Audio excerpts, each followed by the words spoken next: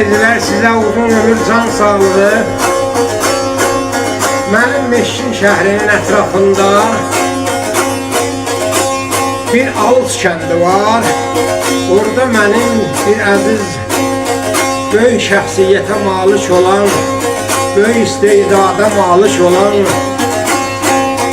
millətin əziz bir oğlu Fərzullah cənablarından buradan uzun ömür, can sağlığı deyək, Fərzullah Cəlili.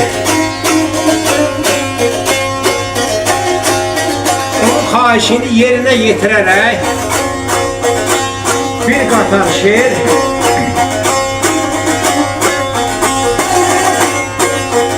əzizimiz, ustadımız, böyük şairimiz Şair Əsəddən deyək.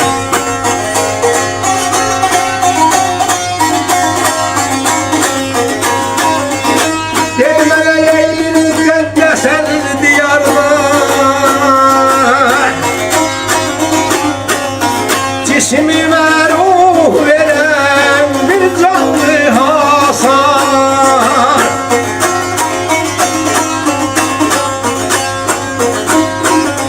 Yükseldim ey dünyada ya balam, balam, balam hasar adıyla.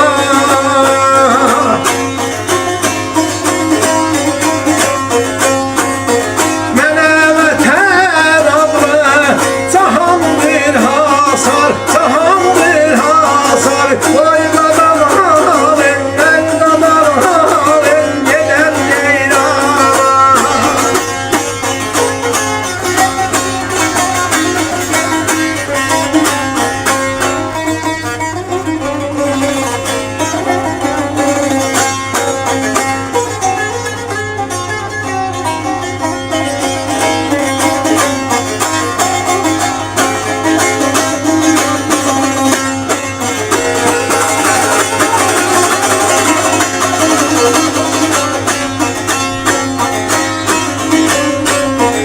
Bəli, mənə müqəddəs əziz bir diyardır.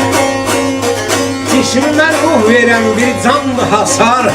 Yüksəldim dünyada hasar adıyla. Mənə vətən adlı cahan bir hasar.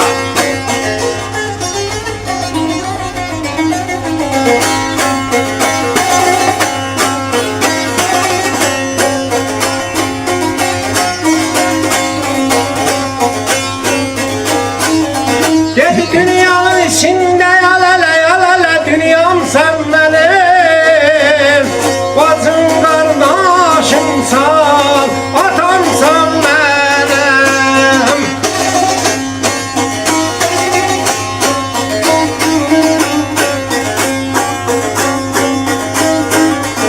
Atamsan ey atamsan ey atamsan benim. Bu canın ağrına kurban bir hasar, kurban bir hasar. Oy kadar halim, ben kadar halim, yalan ceylan.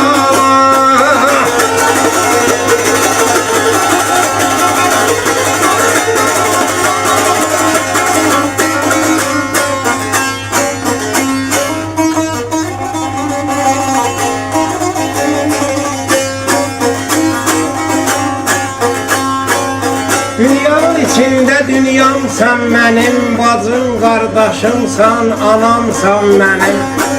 Atamsan, atamsan, atamsan benim, bu canım adına kurbandır hasar.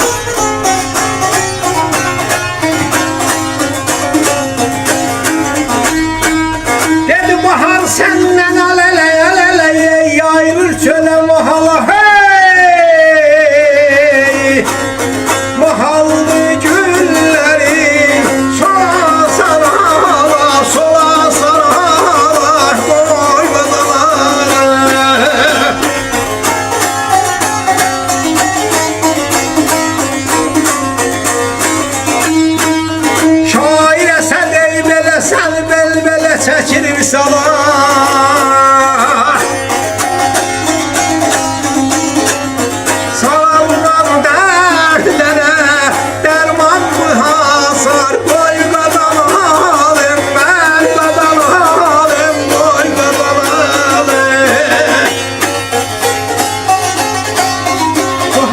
səndən yayılır çölə mahlar.